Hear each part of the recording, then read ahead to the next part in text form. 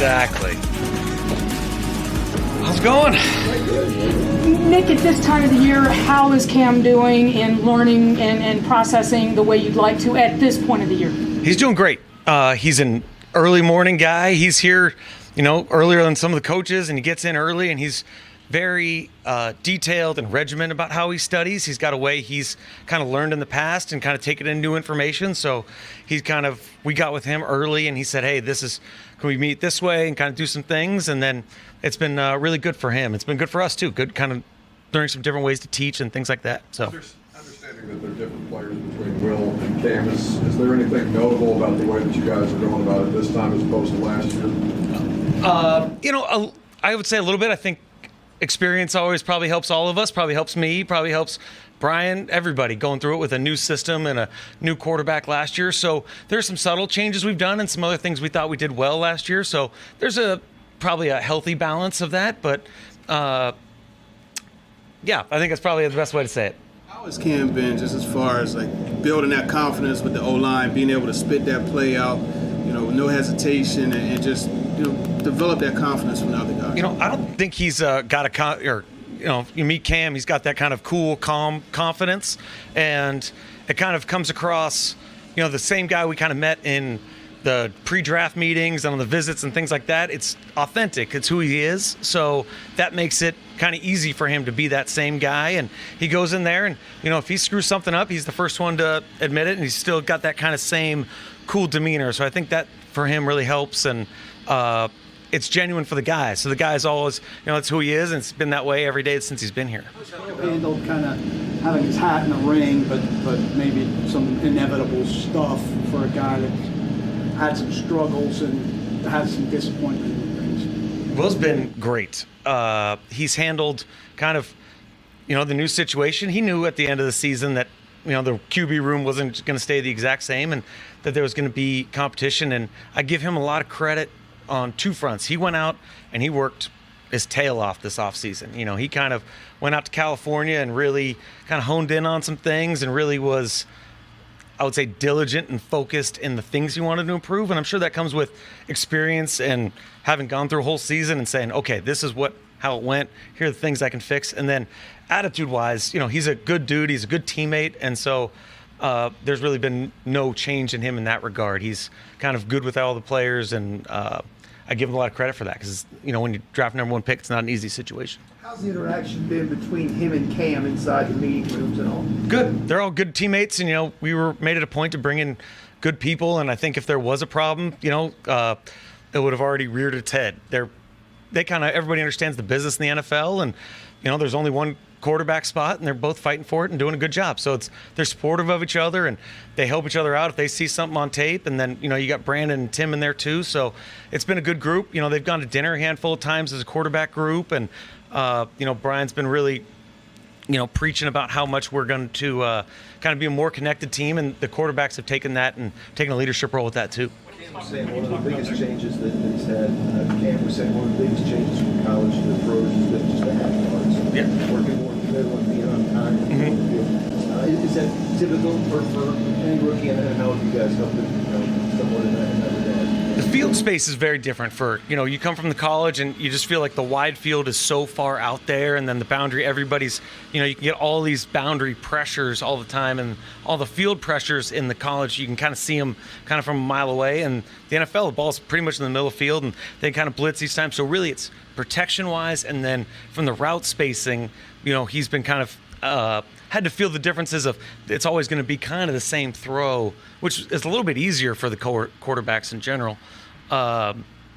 So yeah, and then he's had a bunch of walkthroughs, and we meet with the guys as the rookies, and we kind of meet in the indoor and kind of stand there and not have kind of like a meeting on the grass sometimes, where those guys can then kind of feel the space rather than sitting in a meeting room and just kind of looking at a screen. I guess you were saying you better not be the lead if you're throwing over the middle that much more. For sure, absolutely. And then just the kind of the identification, they can hold your shell better, and all the coverages disguises better when the ball's in the middle of the field, so they can kind of cover the same amount of ground. Go ahead, Nick. With Cam's confidence, how much of this phase of development do you want him testing his arm, making some of these tight window throws in practice, versus kind of learning the reps of taking what's given for him? It's always a balance. There's kind of he should be learned by doing. You know what I mean? The experience is the greatest teaching tool we have. So you want him to test it and kind of see what it is. I think he had one yesterday. You know, he tried to fit in a ball into a real tight window, and I'm sure in college that ball was open and got completed. And yesterday, you know,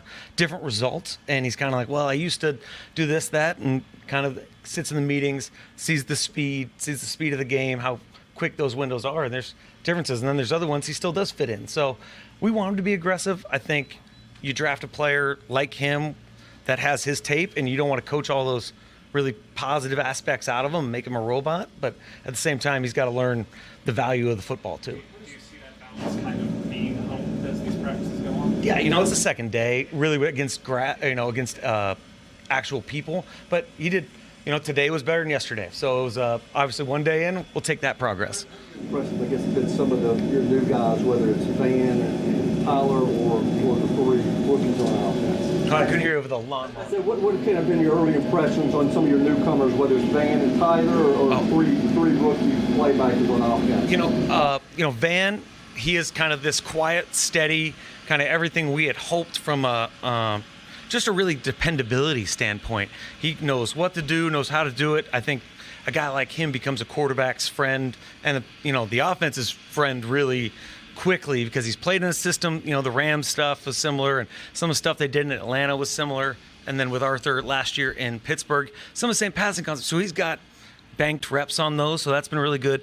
Tyler is a kind of a football junkie. He's kind of I've kind of had to tell him to stop texting me all the time, and he's watching all these tapes and sending me these videos and everything else. And it's like, man, we are going on air against you know, we got a bunch of trash cans out there. That's a great play, you know, but sometimes we got to hone it back. And then the three young guys, you know, those guys, it's been really impressive how serious they are about football and how well they take in information.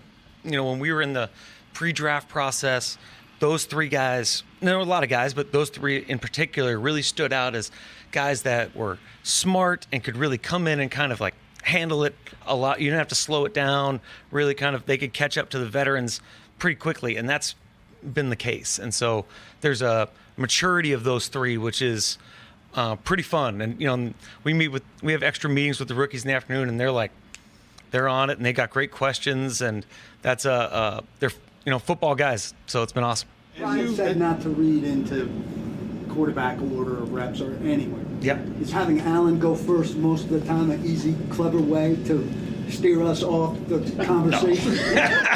What? We would never do anything like that. Please, I'm insulted. No, there's a couple of things of just, yeah, he took the first ones today. You know, he's a veteran guy, played in the system. You know, he gets some of his reps. Really, the number of reps aren't totally what matters. It's the reps that we specifically want to give somebody. So they want to give, hey, you take this play, there's some things you need to work on. So there's some things that we've given specifically to him because they were problem plays last year. You know what I mean? Hey, did we fix this? Did we fix this? This is the first time you're going to see, hey, a nickel blitz. Great. And we don't tell him it's coming, and now he's got a problem for that. So it's a little bit of, some of them are play specific of like, we know, you know, Dennard and we all work together of, hey, they want to see a 3-by-1 formation and they're going to blitz. Okay, we want to do this. And then now we get to kind of get some of the visuals in for those guys. So it's really more play specific than order specific. But the play specific that you had for Allen, you conveniently put at the front. Could be whenever you want, Paul. Could be whenever you want. As you put all that together, the game plan and just the scheme itself, like how much goes into, hey, I want to make sure that this is comfortable and familiar to Cam Wood? So we've, you know, kind of gone through a lot of Cam's college tape and found some of the things, you know, we'd watch all the years all the way back to Incarnate Word. So we found a handful of concepts that were similar, that we liked, that he would have an instant kind of comfortability with. So some of those, he gets a handful of those every day, every 2 days, whatever it is. And then we sprinkle in the new ones just because you want him to, you know, have confidence and play fast and those kind of things. So we've been able to mix a little bit and then kind of give him some new stuff every day. And then kind of being under center is new for him too. And kind of the under center play actions and under center movement. So kind of giving him a little bit of what he knows and then a little bit of what he hasn't had. So would you say is more of finding similar things in your already existing book to what he's done before than And a little bit of both. implementing new? And then we took Okay. some things that he had, and they were cool concepts. And we've met with we went down to Miami twice, and met with their coaches, and they kind of showed us some cool stuff. And so there's some kind of stuff all over the place. So we're kind of just going to kind of see what sticks in the end. And it's day 2, so it's not they're not all in, and it's not all kind of hit the grass yet. Your 3 top tight ends all seem to have very different skill sets. How do you kind of incorporate what each one does into this offense going forward? Chig's kind of the speed, kind of all-around player, kind of does all those things. And then really with Gunnar and even, Tommy O and DMR and Josh, like it's a little bit of finding their roles, but also, they've all kind of got to fit in the right spot. So we got to kind of throw them out there, let them kind of sink or swim a little bit in some stuff. We're going to put them in some pass pro situations and see which guys can really handle that, which guys can be the vertical guys, which guys are just kind of underneath guys. So there's a little bit of, the room has deeper than it was last year with the addition of Gunnar, and Gunnar's a little more versatile. So there's kind of that mix of now all those other guys can kind of find some different jobs to do. So we feel really good about the room where it's at, and then there's been good mixing and matching. Being a part of the draft process, and especially spend so much time with Cam, was there a moment for you when you left thinking, hey, this could be our guy, could be special? I know I seem like a really positive person, but I am the eternal pessimist a little bit in the evaluation stage. So, I kind of start off hating them all and hate all the quarterbacks and kind of like them. And as we went, the combine, meeting him for the first time in person, it was like, all right, I really liked the person. I really liked how he talks football, all those other kind of things. And then you left the pro day and you were like, this is going to be a tough guy to say no to. I'm not into all the other, maybe we can draft somebody else, whatever the value is. Looking at a quarterback like him and the way he kind of carried himself and our meetings with him and all those other things, I think the pro day kind of for everybody always like, this is going to be a tough guy to walk away from. What did you say that has Traylon, impressed you with the quickness that he's kind of been back in the field, and what do you need to see as he progresses here in the offseason? He's just kind of obviously what we need to see get healthy, and he's coming back faster than we thought. He's been great in all the meetings. He's very engaged with everybody, so he's really maximizing what he can do with what he's physically able to do and what he's allowed to do right now. So happy with him, and I think. He sees that there's a lot of competition in the room and that there's some new bodies and everything else, but he's done everything we've asked, no complaints. And, guys get hurt and it's unfortunate, but I think you got to hand him a lot of credit of how he's working to get back and how he's been with the other teammates in the building and been in the meetings and things like that. So, yeah. Thank you. Thanks, guys. Appreciate it.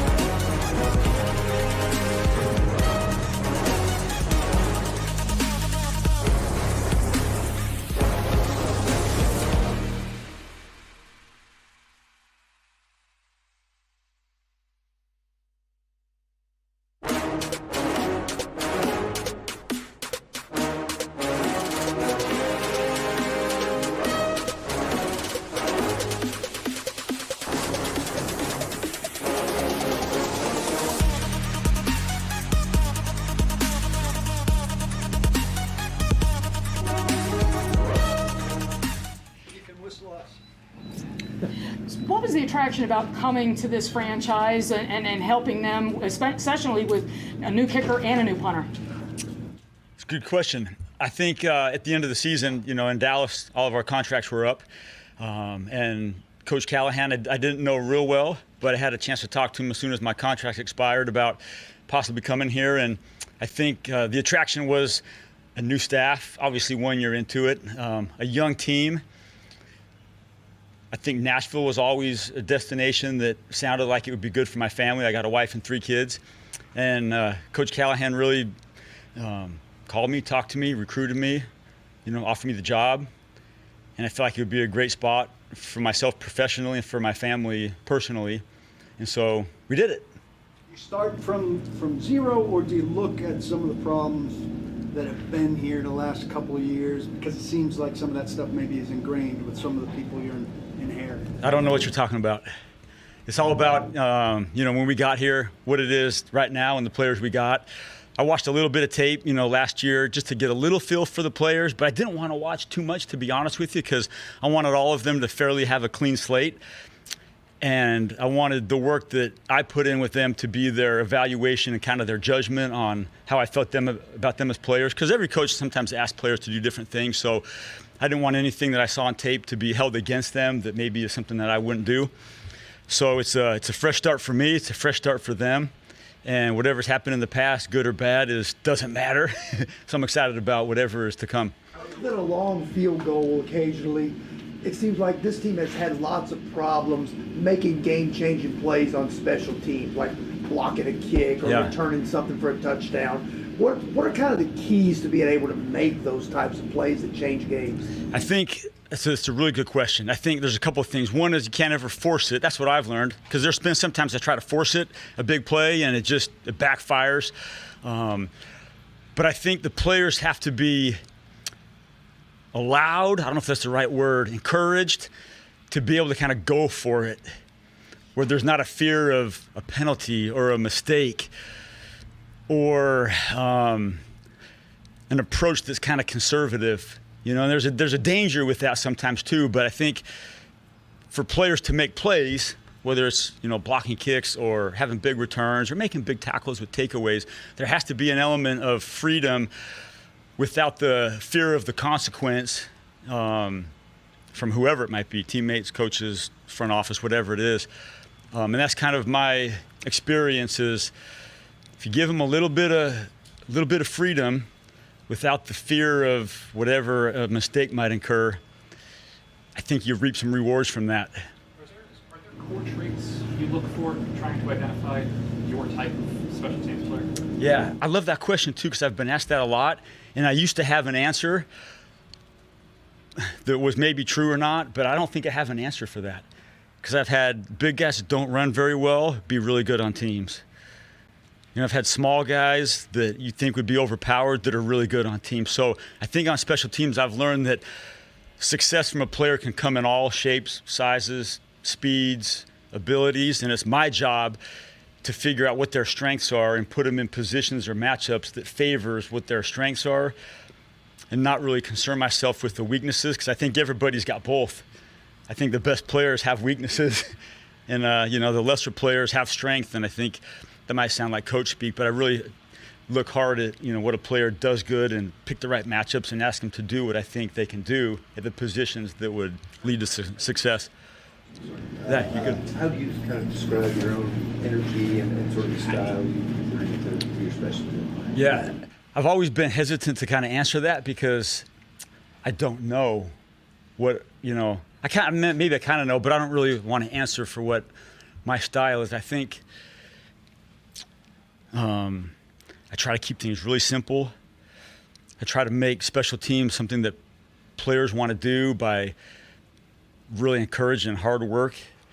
I'm not talking to them about, what a contract or the money or the length of the career could look like, 'cause I think that's a little bit artificial. I just, I try to really encourage them to create a role for themselves on teams, especially young guys. So it's a hard question for me to answer because I don't feel comfortable answering kind of what somebody else's player's evaluation of me might be. What do you want your unit to be known for? Relentless, with the little wild man in it. Because I think on special teams there's some of that where if you try to be real conservative or real perfect or real scripted or real schemed, I think that prohibits a little bit of the flair that comes with special teams, which is running and hitting and chasing. I would love for us to be known for not the big play highlights. It's just the man. You've been known for maybe having a little trickery, having a little imagination on special teams. How much leeway you think Brian's going to give you here? I'm sure he'll probably. We haven't talked about that a lot.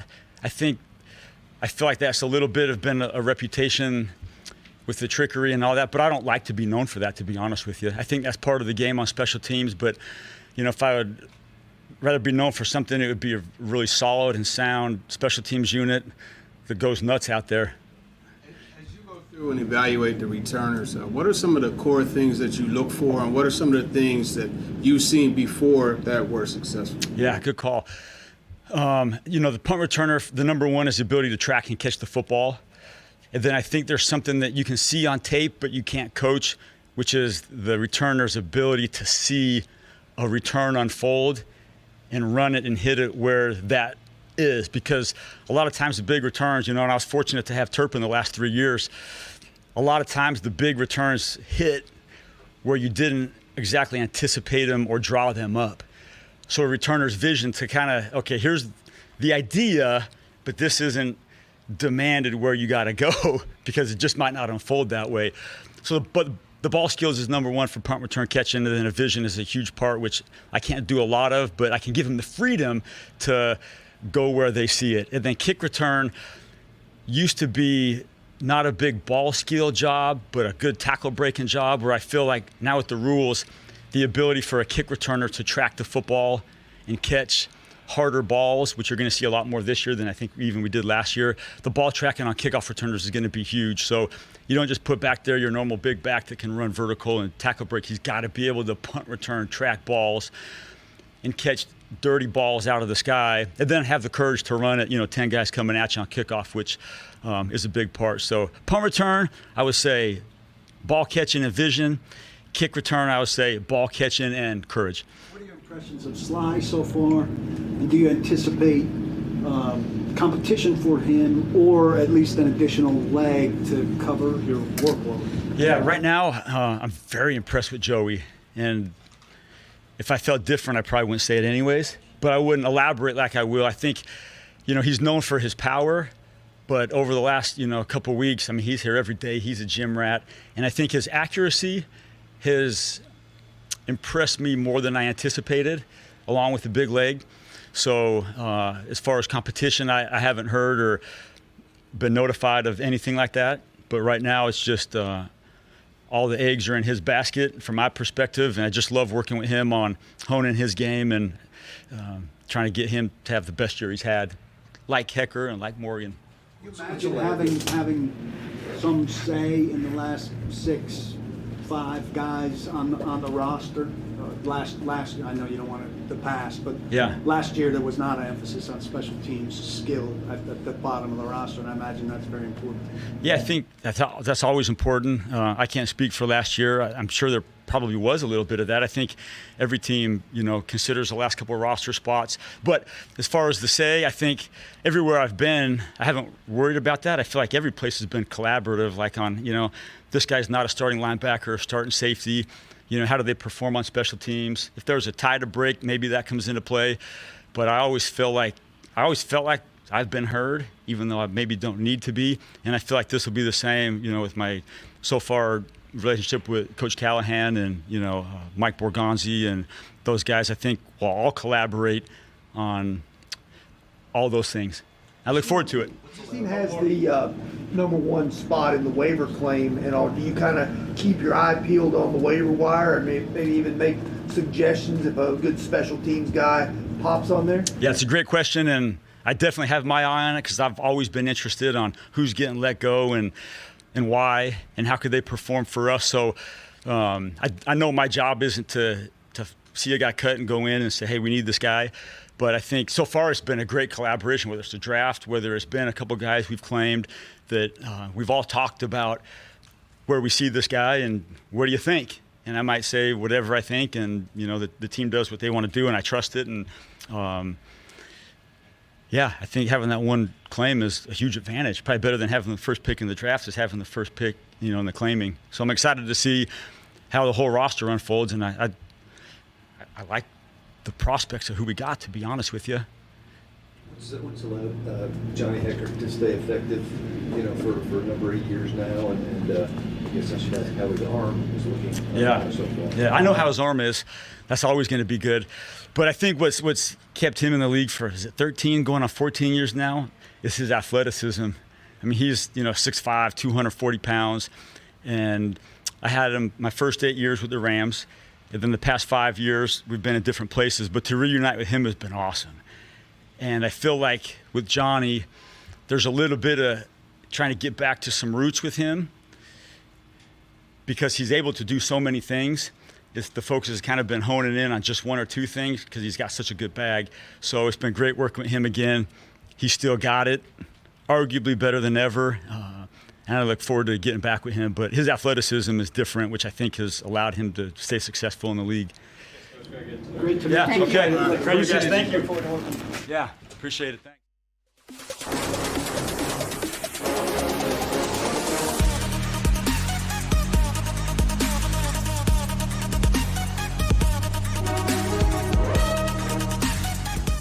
Y'all had a million questions for Bones there.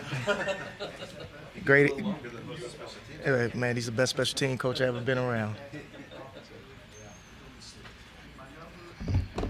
Guys, beyond drafting one, really chasing some undrafted corners that were values. Yeah. How good you feeling about the depth at corner and how important was that? I think right now, it's going to be competitive. Some of these guys had high grades.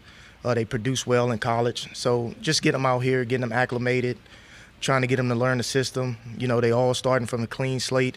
It's going to be really competitive, and, the best guys are going to rise to the top. So it's going to be exciting to see how they develop over this offseason and during training camp. How exciting was it for you to be able to get Kevin Winston Jr., given that he was available as late as he was in the draft? Oh, Kevin, he produced at a high level at Penn State. I've known his track record since he was in high school. Obviously, y'all know that we went to the same high school. So my high school coach spoke very highly of him throughout the years, and for him to be there and understand, the way he can produce, the type of player he is, the type of person he is on and off the field. I'm excited for him to get an opportunity and see how it all shakes out for him. You see potential for like big nickel dime stuff if you want to get him on the field as a third safety? We'll see how it pans out. I'll wait till he gets on the field. He has to get on the field, move around, just give him an opportunity to play safety. And then if the skill set fits, we could put him in places to try to get the best 11 on the field. What are some of the things that you like about Femi and make you believe that he could develop into a guy that could help us pass? First of all, Femi's passion for the game. He's a guy that played the Mike position, so he communicates well. He has a thorough understanding of kind of the big picture of football. He's a violent player. He gives everything he has. He loves it. He's passionate about it. Guys like him and, some of the young guys and the guys that's been here, those are the type people on and off the field you want to be a Titan, all right, because he'll put it all on the line to produce, and he's about the team. He's about being the best version of himself for the team. And you see it every day. You see the passion he has. And, I hope he just keeps growing and growing into the position, and, the rewards will come because he's going to put the time in to get it right. Can you give Arden a run for his money as far as being a guy you hear first before you see him? He probably is. It's funny. Arden has been kind of a little bit dialed back as of right now. To speak of Arden, I love where he's at right now. He's taking a leadership position with the people in the group. I think he's maturing on and off the field, and you just see it every day. It's like, we talk about each one, teach one, and he's one of the first guys that's teaching the young guys how to be better, what to do, the tricks of the trade, things he's messed up throughout his career. So where Arden's at right now, and I love where he is, he's still loud, but Femi is a little bit obnoxious with his communication. Brian's talking about philosophically shifting toward getting a little bit bigger on the edge? Just kind of what was the motivation for that, and why do you think that? It's a big man game. And, you know, in order to play in this game, you gotta crush the pocket, condense the pocket, you gotta collapse the pocket. You know, you have elite pass rushers in the National Football League. They get paid a lot of money. But if you watch throughout the course of the playoffs and, you know, during the Super Bowl, the guys that can collapse the pocket, that can knock it back into A and B gaps and restrict it off the edge was the guys that was having success. It's no different than when you looked at Verse coming out last year and the way he produced for the Rams last year. So our intentions is to be more direct with the way we rush, have a more balanced approach, no step-up lanes, getting everybody to work as one up front. And we've had a hell of a start of doing that, doing out this OTAs in phase 1 and phase 2. You envision Draymond Jones kind of playing a hybrid role, depending on if you're giving a 4-3 or 3-4 look to the offense? Or is he a guy that can kind of fill multiple spots? Yeah, Draymond, he could play up and down the line. Obviously, I wouldn't put him at the nose tackle position unless it was a pass down where he can win. But he can play the 3 technique. He can play the 5. He's played a 4-eye. He's done it all. He's played on the edge. He's a stout man. He's a powerful guy. Everything that I thought about when I looked at him on film, you see it every day. The way he conducts his work, the way he goes about his business. He's been another guy that's been a catalyst of trying to develop these young guys to be better football players. So just like talk about Arden Key, Draymond has been outstanding with grabbing Jalen Hurd, been outstanding with getting Ali Gay and trying to teach these guys the tools of the trade because they've been in the fire. So I love where he's at. He can play multiple positions. He's another guy that's smart, intelligent, big man that can knock the pocket back. So we'll put him in positions to win as we start the game plan versus teams. Is the position next to Cody, is that wide open right now? And I guess if so, what are you looking at? What do you want to see? It's extremely wide open. First of all, great addition getting Cody. He's a leader. He's a guy that can orchestrate the defense. He's ahead of it. He studies. He's smart. Love that we have him. But in terms of the other position, it's kind of everybody's getting an opportunity. We're rotating them. You know, Cedric has played some Mike, have put Cody at the wheel a little bit when Ced's in there. James has been in there. Anthony, all the guys that we have played. And, you know, right now they're getting a feel for the defense, understanding what they're supposed to be doing. But when the pads come on, they'll separate themselves, and the best man's going to play. And then also we talk about position flexibility. Some guys can do things better than others. So there's always a chance of first and second down having players out there. You know, you can have third down, dime linebacker, whatever it may be. But the competition is wide open, just like the DB, the young guys we talked about in the DB room. And what it's going to do is going to make us better from the bottom up. You know, organizations, they strive when it's built from the bottom up, not top down. And, you know, going through last year, at the end of the year, when we kind of fell off a little bit, the depth wasn't there. Right now, we got young guys that we're creating depth. Some guys have played. So I'm excited about the nucleus and how we're going to build it from the bottom up. And these guys are giving everything they have, and love the work and the effort that they're putting in right now. Look back at last season, what are some areas going into this offseason? You said we got to be better here. What are some ways you can already start improving? First and foremost, when you look back at last season, the number one thing that hurt us was penalties. If you look at the red zone percentage, you look at third down, like as I did a deep dive into those areas, we got penalties that kept us on the field. There were so many times we were in the red zone on third down, we should have been off, and it was illegal contact. It was pass interference. They gave a team another set of downs to go down there. So the first thing is about penalties. But why do penalties happen? Bad eyes, bad techniques, fundamentals, not getting a line and playing position and leverage and putting your body where you're supposed to be. So it's all encompassing. I think that the penalties is the number one thing. We still have to tackle well. We have to be better in our run fits. We have to be better at shrinking the edges, right? A lot of the plays came, you know, because we didn't set the edge with force and restrict it, make teams run in a phone booth. So there's so many areas that we have to get better at. The good thing about an off season is you can look at yourself, and then you can also look at the scheme and how can you correct the scheme. What's good about the scheme, and how do we tweak the scheme to fit the players that we have? So I think that we have a big picture view of what needs to be done. We've corrected some things that we've been teaching. I'm excited about the 2 new coaches that we have on board. They're outstanding coaches, fundamentally, technique, and the coaches that that's already here. So, you know, we have an idea of what we want to do. We know the direction in which we want to go.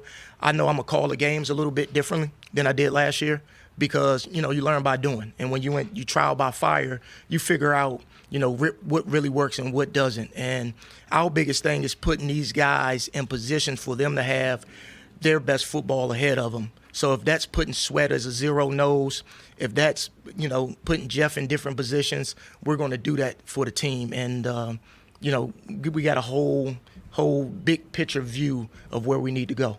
Your job obviously is to build the defense first and foremost, but have there been times out here where Brian will let you turn something loose and see how Cam handles it in terms of responding to what he sees on the field from you? Well, it's been 2 days, and there's no restrictions on what we install, but it is an install progression, right? I can't throw the kitchen sink at them when our players don't know the basic fundamentals, and the first opportunity they had to compete against one another was yesterday.